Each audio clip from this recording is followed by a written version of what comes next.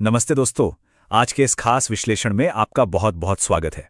आज हम जिस सफर पर निकलने वाले हैं ना, वो कोई आम सफर नहीं है, बल्कि भारतीय उपमहाद्वीप की एक ऐसी 9000 साल लंबी और अविश्वसनीय यात्रा है, जिसकी शुरुआत मिट्टी की छोटी छोटी झोपड़ियों से हुई थी और जो आज चांद की सतह तक जा पहुंची हैं। सच कहूं तो ये कहानी सिर्फ राजा महाराजाओं या बड़े साम्राज्यों की नहीं है। ये एक ऐसी सभ्यता की कहानी है जो इतिहास में बार बार राख से उठकर खड़ी हुई है। तो चलिए शुरुआत एक बहुत ही दिलचस्प सवाल से करते हैं। जरा सोचिए, इस महान सभ्यता की सबसे पहली ईंट आखिर कहाँ रखी गई होगी? या फिर पहली बार दांतों की सफल सर्जरी कब हुई होगी? आपको लग रहा होगा कि इसका जवाब किसी बड़े महल के वैभव में छिपा है, लेकिन नहीं, इसका जवाब बलूचिस्तान की प्राचीन मेहरगढ़ की पहाड़ियों में है। चलिए इस सस्पेंस को खत्म करते हैं। आज से करीब 9000 साल पहले, जी हां, 9000 साल, मेहरगढ़ के लोग सिर्फ बंजारे या खानाबदोश नहीं थे। वे दुनिया के शुरुआती इंजीनियरों और किसानों में से एक थे। उन्होंने मिट्टी की ईंटों के बेहतरीन घर बनाए और सबसे ज्यादा हैरान करने वाली बात तो यह है कि खुदाई में मिले इंसानी जबड़ों से पता चला है कि वे बिना किसी एनेस्थीसिया के पत्थर की बारीक ड्रिल से दांतों की सर्जरी तक करते थे। मतलब 9 सहस्त्राब्दी पहले ही भारत की इस मिट्टी में डेंटिस्ट्री का जन्म हो चुका था। इस पूरे विशाल इतिहास को आसानी से समझने के लिए हमने इस विश्लेषण को 5 मुख्य हिस्सों में बांटा है। पहला, प्राचीन सभ्यता और स्वर्ण युग। दूसरा, विदेशी आक्रमण और महान प्रतिरोध। तीसरा, मुगल काल और मराठा साम्राज्य। चौथा, ब्रिटिश राज और स्वतंत्रता संग्राम। और अंत में हमारा आज का स्वतंत्र और आधुनिक विकसित भारत। तो चलिए सबसे पहले बात करते हैं भाग 1 की, प्राचीन सभ्यता और स्वर्णयुग। वो समय जब इस सभ्यता ने असल में आकार लेना शुरू किया। जैसे जैसे वक्त बीता, मेहरगढ़ के लोग पहाड़ियों को छोड़कर उपजाऊ मैदानों की तरफ आ गए और सिंधु नदी के किनारे बस गए। और यहीं से नींव पड़ी सिंधु घाटी सभ्यता की। क्या आप अंदाजा लगा सकते हैं कि ये कितनी बड़ी थी? करीब 15 लाख वर्ग किलोमीटर। जब दुनिया के बाकी हिस्सों में लोग कबीलों में बटे थे, तब हड़प्पा और मोहनजोदड़ो जैसे हमारे महानगर एक बिल्कुल मॉडर्न ग्रिड सिस्टम पर खड़े हो चुके थे। बेहतरीन जल निकासी व्यवस्था, समुद्री व्यापार, सब कुछ एकदम टॉप लेवल पर था। हालांकि बाद में जलवायु परिवर्तन और नदियों के रास्ते बदलने की वजह से इसका पतन हो गया। सिंधु घाटी के शहरों के खामोश होते ही गंगा और यमुना के मैदानों में वैदिक काल की गूंज सुनाई देने लगी। 3500 ईसा पूर्व के उदय और 1900 ईसा पूर्व के पतन के बाद 1500 ईसा पूर्व में वैदिक काल शुरू हुआ और 600 ईसा पूर्व आते आते महाजनपद बन गए। इस काल में लोहे की खोज ने तो जैसे पूरा गेम ही बदल कर रख दिया। मजबूत हथियारों और कृषि उपकरणों ने समाज को छोटे कबीलों से निकालकर विशाल महाजनपदों में बदल दिया। अब जरा इस बात पर गौर कीजिए, जब तक मैं इस क्रूर साम्राज्य को जड़ से नहीं उखाड़ फेंकूंगा, तब तक अपनी शिखा नहीं बांधूंगा।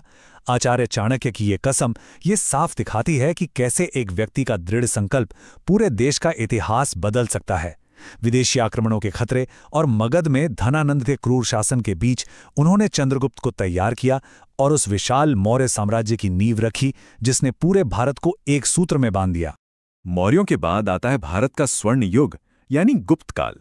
इन प्राचीन विद्वानों के काम देखिए, ये सच में दिमाग घुमा देने वाले हैं। आर्यभट्ट, सुश्रुत, भास्कराचार्य, मतलब पश्चिमी विज्ञान से सदियों पहले यहाँ शून्य का सिद्धांत, प्लास्टिक सर्जरी और गुरुत्वाकर्षण की जटिल थ्योरी पे काम हो चुका था। हमारा देश बौद्धिक संपदा का एक ग्लोबल हब बन चुका था। अब आते हैं भाग 2 पर, विदेशी आक्रमण और महान प्रतिरोध, क्योंकि इतना अथाह ज्ञान और खजाना किसी की नजर तो लगनी ही थी। भारत का ये अपार धन बाहरी ताकतों को अपनी ओर खींचने लगा। उस दौर में बिहार की धरती पर दुनिया का सबसे बड़ा शिक्षा केंद्र खड़ा था, नालंदा विश्वविद्यालय। 10,000 छात्र, 2,000 शिक्षक और एक ऐसी लाइब्रेरी जिसमें लाखों किताबें थीं। कोरिया और चीन से लोग यहाँ चिकित्सा और खगोल विज्ञान पढ़ने आते थे। ये पूरे भारत का दिमाग था जिस पर बख्तियार खिलजी की क्रूर नजर पड़ी। और ऐतिहासिक स्रोत जो बताते हैं वो बहुत ही दर्दनाक है। जब खिलजी ने नालंदा को नष्ट करने का आदेश दिया, तो उस पुस्तकालय में इतनी किताबें थीं कि आग लगने के बाद वो लगातार 3 महीने तक, जी हाँ, पूरे 3 महीने तक जलती रही। इस भयंकर घटना में हमने सदियों का वैज्ञानिक अनुसंधान और अमूल्य ज्ञान हमेशा के लिए खो दिया। लेकिन ध्यान देने वाली बात यह है कि ये दौर सिर्फ विनाश का नहीं था, बल्कि अदम्य साहस का भी था। जब अलाउद्दीन खिलजी ने चित्तौड़गढ़ पर घेरा डाला, तो विदेशी आक्रांताओं के सामने घुटने टेकने के बजाय रानी पद्मिनी और उनके साथ 16,000 महिलाओं ने जौहर की पवित्र अग्नि को चुना। 16,000 महिलाएं! ये आत्म बलिदान और स्वाभिमान की एक ऐसी मिसाल है जो आज भी रोंगटे खड़े कर देती है। चलिए आगे बढ़ते हैं भाग 3 की ओर, मुगल काल और मराठा साम्राज्य। इस दौर की कहानी काफी दिलचस्प और विरोधाभासी है। बाबर के आने और तोपों के इस्तेमाल के साथ भारत में मुगल साम्राज्य शुरू हुआ। अब यहां आपको दो बिल्कुल अलग तस्वीरें दिखेंगी। एक तरफ तो शाहजहां के दरबार की असीम दौलत, भव्य ताजमहल और कोहिनूर जड़ा मयूर सिंहासन था, लेकिन दूसरी तरफ की सच्चाई कुछ और ही थी। इन शाही इमारतों का खर्च उठाने के लिए किसानों पर इतना भारी टैक्स लगाया गया कि वे भीषण गरीबी और भुखमरी का शिकार हो गए। और इसी दौर में मुगलों के खिलाफ सबसे बड़ा और सशक्त प्रतिरोध मराठा साम्राज्य से आया। छत्रपति संभाजी महाराज का ये जवाब देखिए। जब औरंगजेब ने उन्हें बंदी बनाकर हर तरह की अमानवीय यातनाएं दी और झुकने को कहा, तो उनका स्पष्ट जवाब था, अगर तुम मुझे अपनी बेटी भी दे दो और पूरा साम्राज्य भी, तब भी मैं अपना धर्म और स्वाभिमान नहीं छोड़ूंगा। उनका ये सर्वोच्च बलिदान पूरे क्षेत्र में प्रतिरोध की एक नई आग जला गया। इसके बाद शुरू होता है हमारा भाग 4, ब्रिटिश राज और स्वतंत्रता संग्राम। वो लंबी लड़ाई जिसने आधुनिक भारत की नींव रखी। जब मुगलों की सत्ता कमजोर पड़ रही थी, तब ईस्ट इंडिया कंपनी ने 1757 के प्लासी युद्ध के बाद पूरे देश पर अपना उपनिवेशवादी शिकंजा कस लिया। लेकिन भारत की आज़ादी की तड़प को कोई कैसे दबा सकता था? 1857 में मंगल पांडे और रानी लक्ष्मीबाई की बगावत से लेकर 1919 के दर्दनाक जलियांवाला बाग हत्याकांड और 1930 में महात्मा गांधी के दांडी मार्च तक स्वतंत्रता की ये लहर बस तेज और तेज होती चली गई। और हाँ, ये लड़ाई सिर्फ अहिंसा तक ही सीमित नहीं थी। नेताजी सुभाष चंद्र बोस का साफ मानना था कि आज़ादी मांगी नहीं जाती, छीनी जाती है। तुम मुझे खून दो, मैं तुम्हें आज़ादी दूंगा।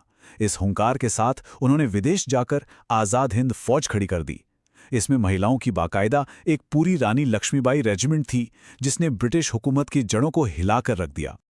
और आखिरकार हम पहुंचते हैं अपने अंतिम भाग पर, स्वतंत्र और आधुनिक विकसित भारत, राख से उठकर आसमान छूने की कहानी।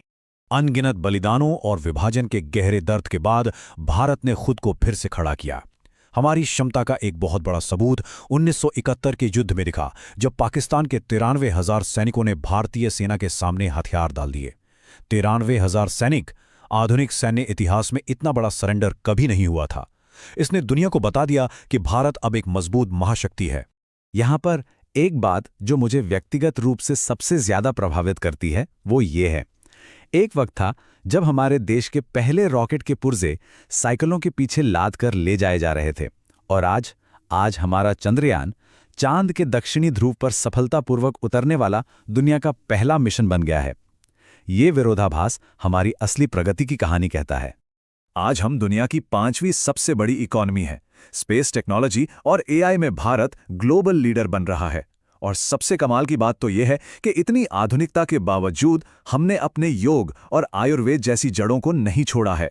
और डिजिटल क्रांति का असर तो आज देश के हर छोटे से छोटे गांव में दिखा जा सकता है। तो दोस्तों, 9,000 साल पुरानी उस मिट्टी की झोपड़ी से लेकर चांद की सतह तक का ये सफर वाकई हैरान कर देने वाला है। जरा सोचिए, जो सभ्यता इतनी बार राख से उठकर अनगिनत आक्रमणों को झेलकर आज चांद तक पहुंच चुकी है, उसके लिए आने वाले 1000 साल क्या नया लेकर आएंगे? एक ऐसी संस्कृति जिसने कभी मिटना सीखा ही नहीं। इसी विचार उत्तेजक सवाल के साथ मैं आज के इस विश्लेषण को यहीं